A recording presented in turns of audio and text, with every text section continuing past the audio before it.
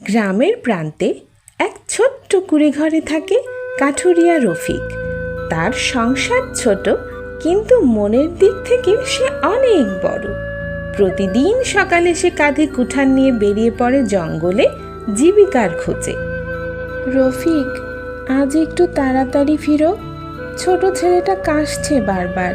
চিন্তা করো না লিজা, আজ বড় বড় গাছ পাবো মনে হয়। ভালো কাঠ বিক্রি করতে পারলে ঔষধও আনবো ছেলের জন্য। তুমি সারাদিন এত কষ্ট করো, তবু কখনো অভিযোগ করো না রফিক। কষ্টই তো জীবনের আরেক রূপ লিজা। তুমি একটা হাসি দিলে সেটাও ছোট হয়ে যায়। সেদিন রফিক এক নতুন পথে যায়। সেখানে এক বিশাল পুরনো গাছ, যেন শত বছরের পুরনো কোনো প্রহরী। এই গাছটা তো আগে দেখিনি কখনো। কি অদ্ভুত সুন্দর, পাতাগুলো ঝিলমিল করছে।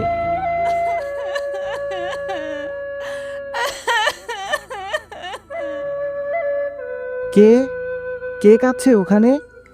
আমাকে বাঁচাও, আমি এই গাছের ভেতরে বন্দি।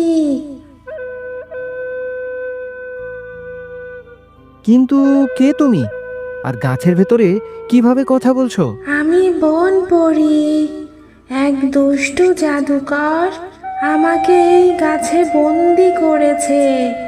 কেউ যদি আমার জন্য গাছের হৃদয় খুঁজে পায়, তবেই আমি মুক্ত হব। আমি তোমাকে মুক্ত করব পরী, ভয় পেও না।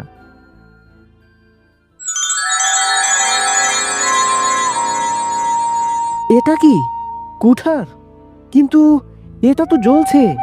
হ্যাঁ রফিক, এটাই সেই জাদুর কুঠার। তুমি সত্যিকারের সাহসী বলেই এটা তোমাকে দিয়েছে বন দেবতা। জাদুর কুঠার? এটা কিভাবে কাজ করে? এই কুঠার দিয়ে যা কিছু কাটবে তা সোনায় পরিণত হবে। কিন্তু মনে রেখো, যদি লোভে পড়ে অন্যায় কাজে ব্যবহার করো, তবে কুঠার তোমার জীবন থেকেই সব আলো কেড়ে নেবে। আমি প্রতিজ্ঞা করছি পরী, এই কুঠার কখনোই অন্যায় কাজের জন্য ব্যবহার করব না।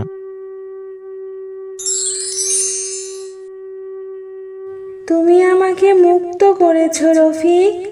তোমার মতো মানুষ এই পৃথিবীতে খুব কম আছে। আমি তো শুধু মানুষের মতো কাজই করেছি পরী। তোমার সততা তোমার সবচেয়ে বড় জাদু। তোমার ঘরে এখন থেকে আর অভাব থাকবে না।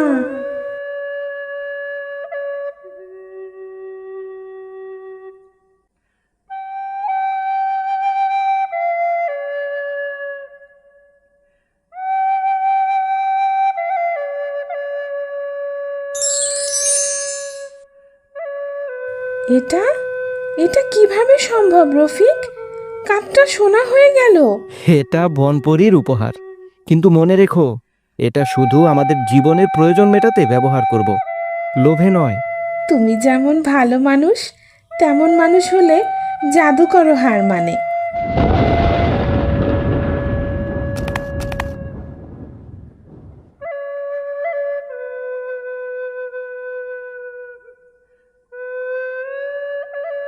আমি শুনেছি তোমার কাছে আছে জাদুর কুঠার কাঠুরিয়া, সেটা আমাকে দিয়ে দাও, নইলে এই গ্রাম পুড়িয়ে দেব। এই কুঠার আমি সৎ পথে পেয়েছি, অন্যায় করতে দেব না।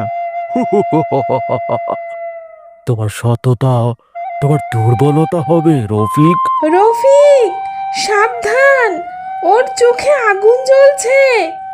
রফিক, ভয় পেও না, আমি আছি তোমার সঙ্গে। কুঠারটা আকাশের দিকে তোলো। এই কুঠার ন্যায় ও সত্যের প্রতীক।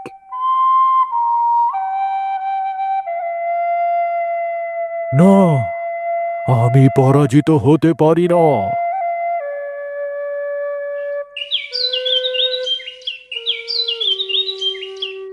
জাদুকরের অন্ধকার শেষ হলো। রফিক আর লিজা সুখে শান্তিতে বাঁচতে লাগলো। কুঠারটা তারা পাথরের নিচে পুঁতে রাখলো। যাতে লোভ কেউ না পায়। যে হৃদয় সৎ, সেই হৃদয়ে সত্যিকারের জাদু থাকে। ঠিকই বলেছ পরি, জাদু কুঠারে নয়, মানুষের মনে। কেউ আছেন?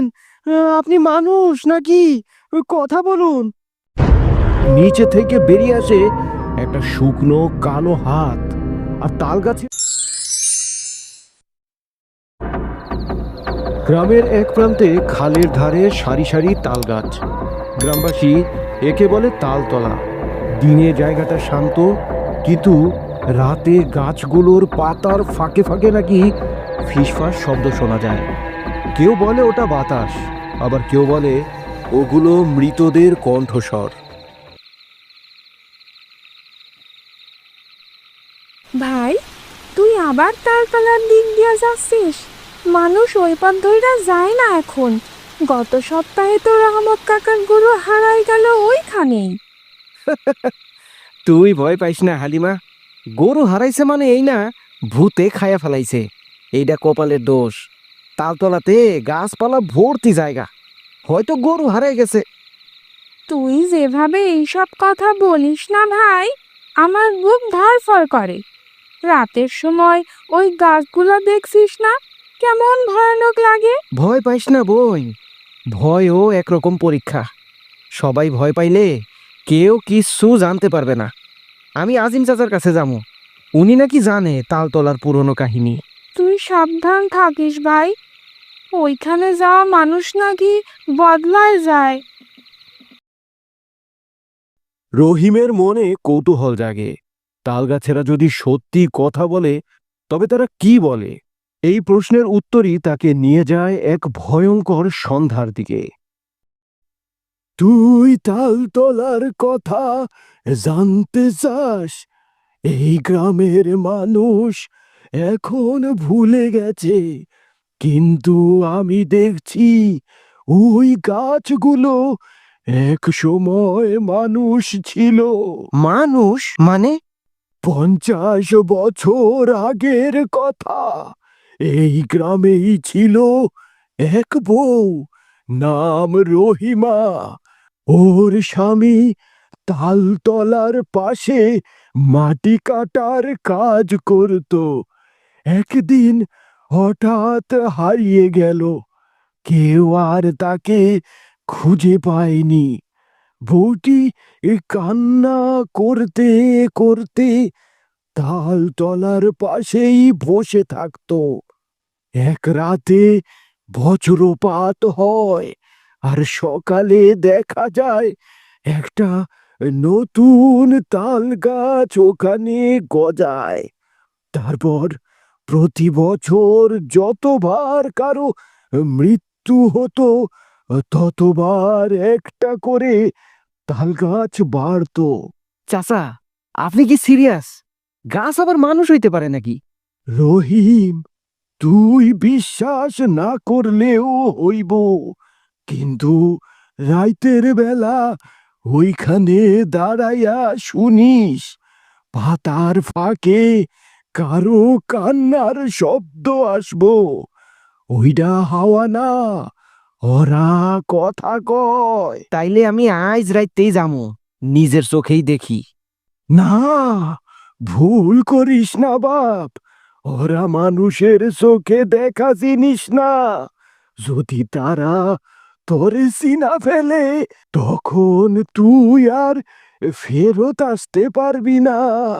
রহিম কিছু বলে না, তার চোখে এখন ভয় নয়, একটা দহন জ্বলছে, একটা সত্য জানার ক্ষুধা।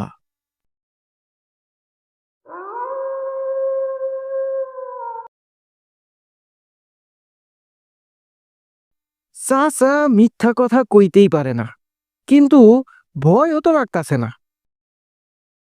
রহিম, এই রহিম।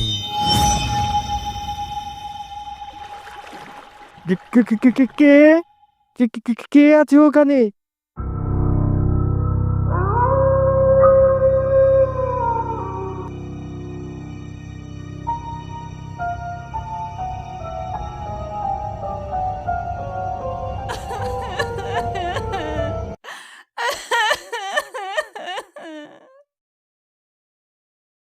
কেউ আছেন?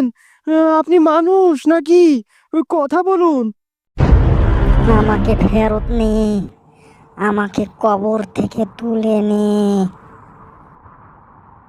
রহিমের বুকের ভেতর থর থর করে ভয়ে, কিন্তু সে পালায় না। তার সামনে মাটির নিচে থেকে বেরিয়ে আসে একটা শুকনো কালো হাত, আর তালগাছের ছায়া নড়ে ওঠে যেন জীবন্ত কোনো প্রাণী।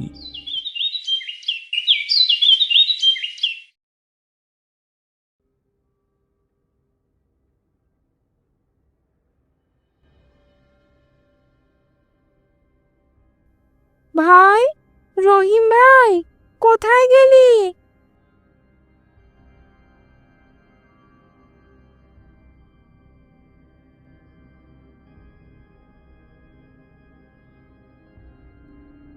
ভাই, তুই ঠিক আছিস?